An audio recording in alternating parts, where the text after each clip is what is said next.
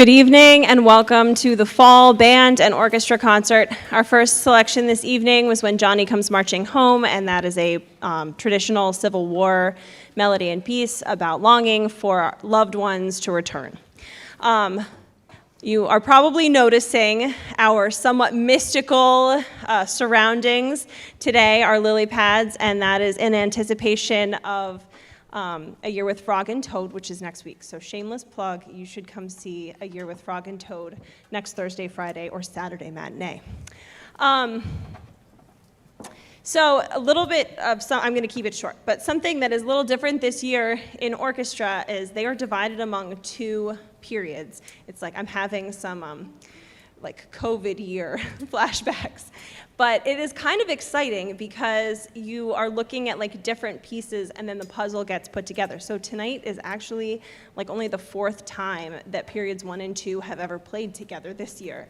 And so it's really exciting to get to see them together. Our next selection and all of the ones thereafter are really nice, and this was unintentional, so like I can't even really pat myself on the back for this. It was just sort of, oh, I'll choose this and this and this. It's a nice variety of pieces from the classical and romantic period. We have a combination of a couple symphonies tonight, movements from symphonies, not the entire 40-minute shebang. And also a couple really cool programmatic pieces. So our next selection is Country Wedding from the Moldau. It's a very short piece. So the Moldau, however, is not. And that is a much longer symphonic poem that is part of a much larger work called Mavlast, and it's by a Czech composer. And the Moldau is a river that, and so in the Moldau, the entire piece, it is like you are imagining, I learned about this when I was in like 7th grade. So these things, they matter. You have to hold on to them. Who knew that I would become a music teacher? So it's this journey down this river, and part of along the way there's just this like current. There are parts that sort of sound like the current. There's this part that you get to, and it's a country wedding you've stumbled upon, and then at the end you're entering Prague, and like it's just these big, it's just this very exciting and grand entrance. So we're gonna play the wedding part of this, but go home, listen to the Moldau, or listen to it on your way home. It is beautiful.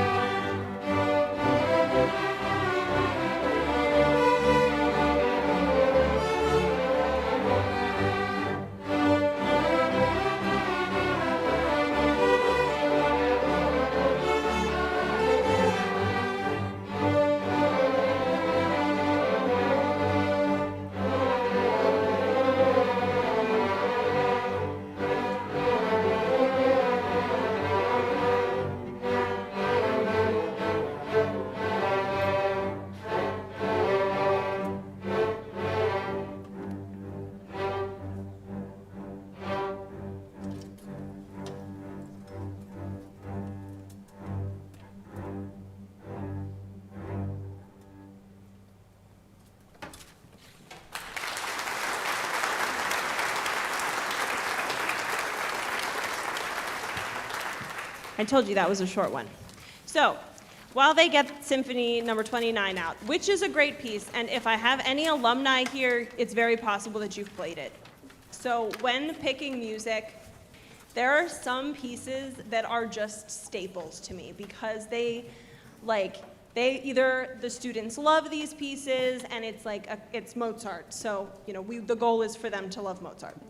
Or it's that they sound really great when they do it, or it enhances techniques. So those kinds of pieces, I always have to pull out. But enough about that piece. So if you've ever been to a high school band or orchestra concert before, you know that the directors usually are sometimes humorous, right? Yeah. So I cannot carry that. I see my husband out there and my child, and I feel a little ditched already. So anyway, humor. We had a faculty meeting. I just have to point this out to you all. And Mr. Cooper's in the house, so I feel like I have to share this with him too. We had a faculty meeting a couple weeks ago, or maybe it was just last week. It just felt like a long time ago. And we had to analyze, there was this website we had to go to, and it sorts all of these, it's very academic, it sorts all of these instructional practices based on their effectiveness. And the effectiveness is rated numerically. So at the very top, there's I don't know, things where you're teaching other people things. Where you're encouraging students to teach other people. You scroll the whole way down and down and down and down and down to the bottom right above lecture, which is actually negative. It helps students learn less. Somehow after listening to a lecture, you are less smart. But above lecture, this is gonna blow your minds, is humor. I'm not kidding. It is only just above makes your children less smart. So, Mr. Cooper, I'm really sorry to say this. And humor still has a place in education. But it's really sad. It's just so sad. So I refuse to agree with that, but just so you all know, humor, man, it's not doing well. Okay, so on to Symphony 29.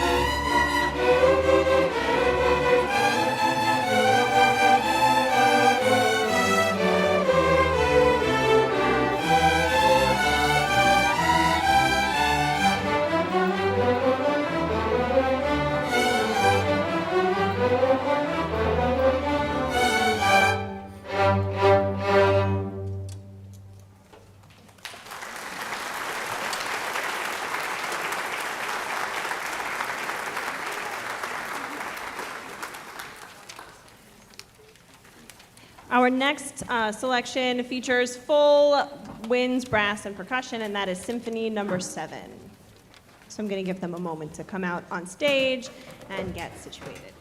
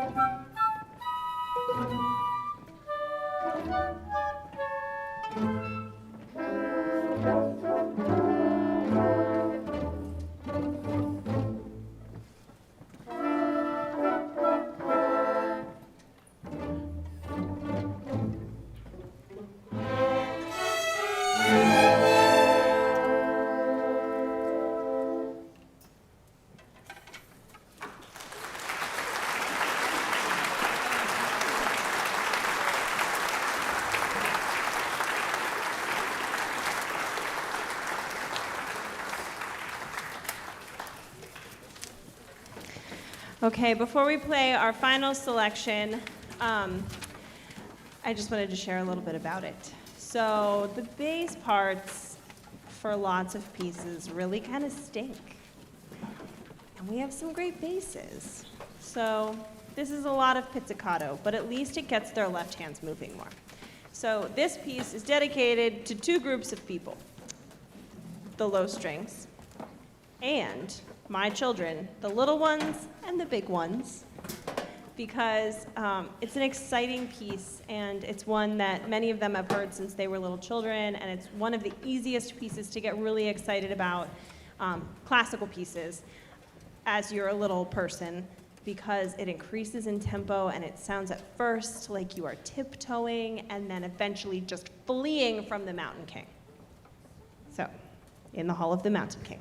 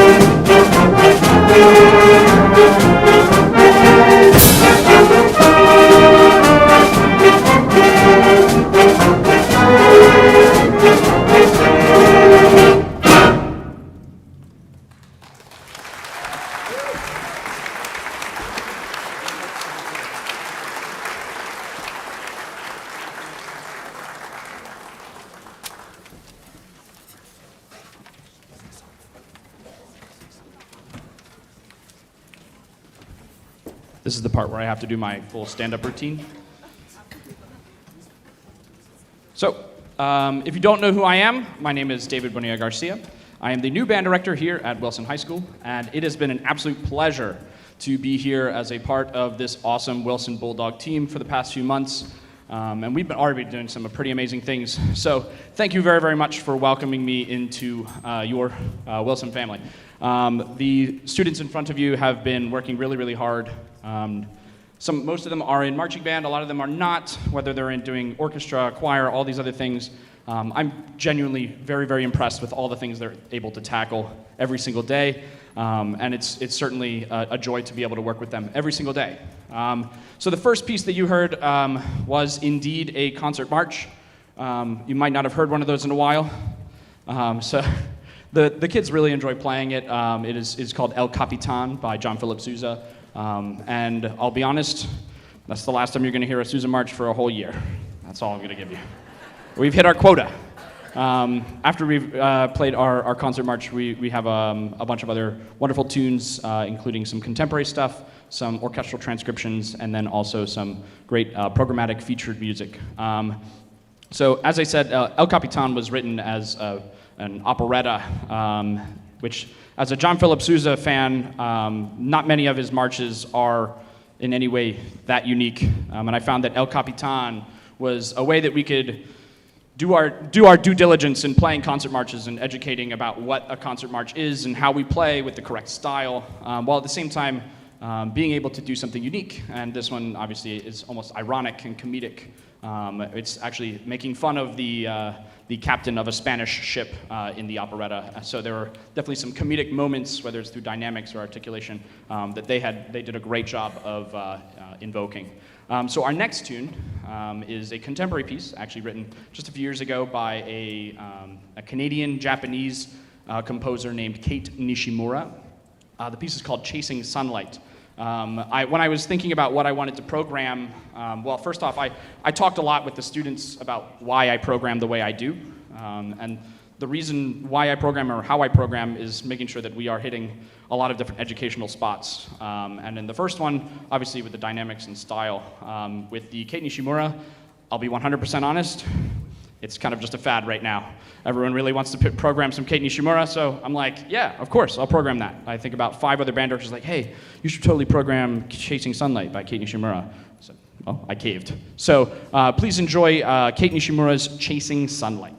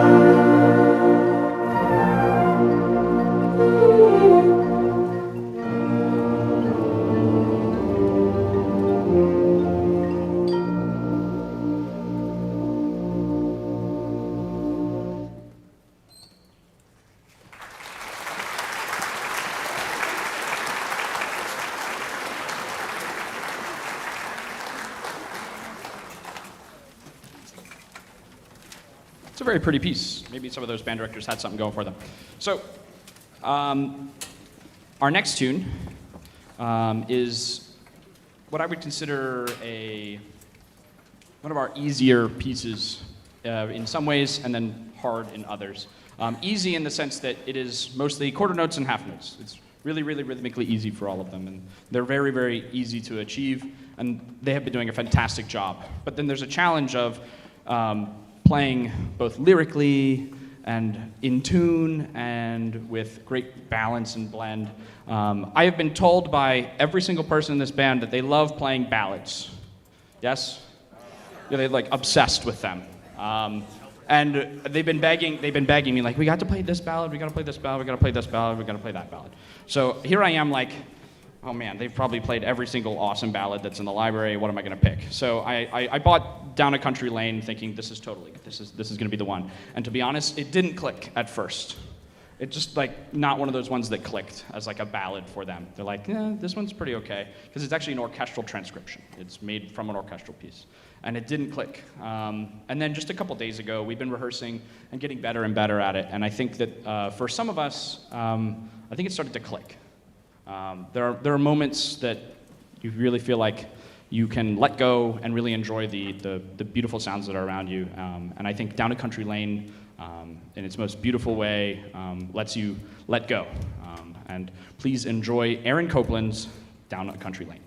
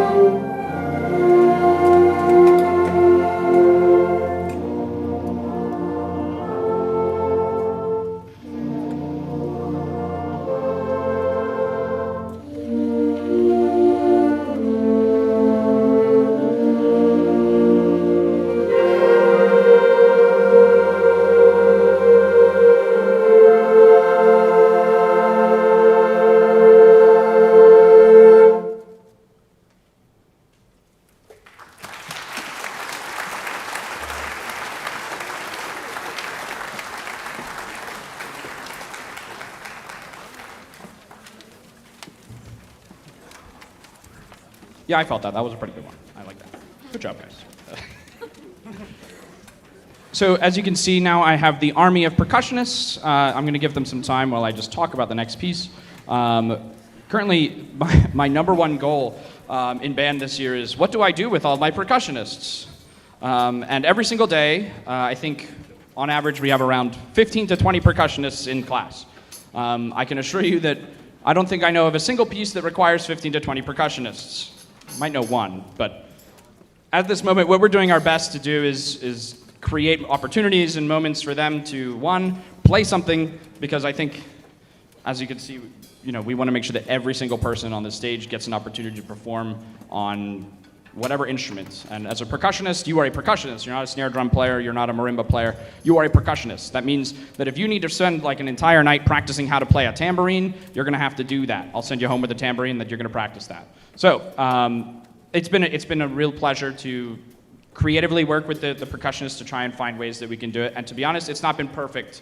There's like spreadsheets upon spreadsheets of like who's playing what, when are they playing that, and then I only see that one person like once every 6 days. So do we practice this piece that time? So it's been a struggle for me, but I know that as we're starting to develop this, the end goal is making sure that every single percussionist has like an invested stake at all parts of the program. So that involves whether we want to do a concert percussion ensemble in the future. There's a lot of awesome things that I'm really, really excited to do with them. So I appreciate your patience, guys. It's a two-way street, so I got you guys. All right, so the next piece is called Alligator Alley. And as one would know, I believe it's specifically based off of Interstate 75 in Florida, where all along the street is just alligators everywhere. And for this piece specifically, I don't know if we've talked enough about it, but it's programmatic in the way that you'll be able to hear very comedically the alligators as you're driving down Alligator Alley. For me, I think this one's been a really fun time to play with everybody. Percussionists are having a great time, and everybody really enjoys this one. So please take a look out for the alligators on Alligator Alley, and enjoy Michael Daugherty's Alligator Alley.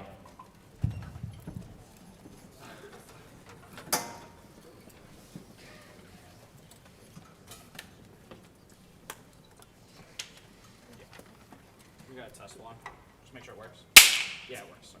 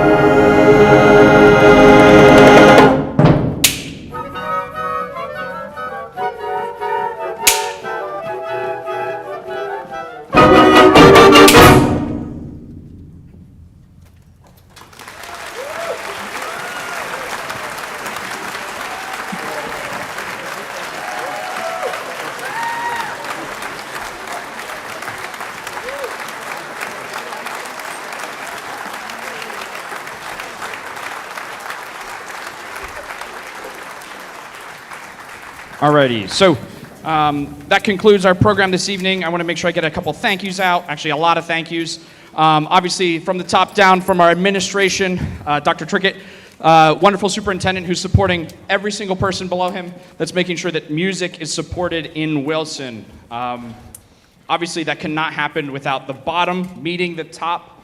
So every single person in these seats that's not here tonight, watching the live stream, all of you supporting our district, supporting the students up here, parents, volunteers, you are the reason why music happens here at Wilson, and not just music, but great music, orchestra, choir, theater, band.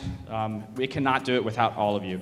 So thank you very much to all of you who have been supportive over the years and will be supportive to both myself and the band in the future. Another thank you to custodial staff who make sure that everything is nice and clean, freshened up, ready for us to go. Or changing light bulbs the day of our concert up there. Yeah, so, we can't do it without any of those folks. And then lastly, my colleagues, Ms. Emily Fredericks and Kelly Kuhn, who have been really supportive in welcoming me here and creating a wonderful environment for great music to happen. Thank you very, very much for coming. Please stop by. There's a little concessions booth by the Wilson Music Promoters. Grab something to go. And also, please, if you're interested in helping in any way, you do not have to be a parent of a student in this ensemble. If you want to help in any way with music and making music in this district, please consider joining the Wilson Music Promoters and lending your time, talents, and even if you so wish, financial contributions. Thank you all so much for being here. Please have a wonderful night. Hope to see you at our next concert. And please get home safely. Thank you very much.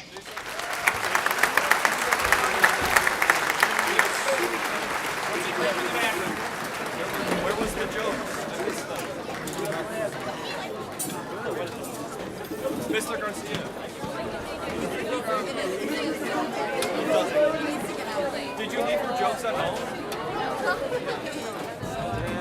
Hey, we'll debrief in the band room. Nobody leaves yet, please.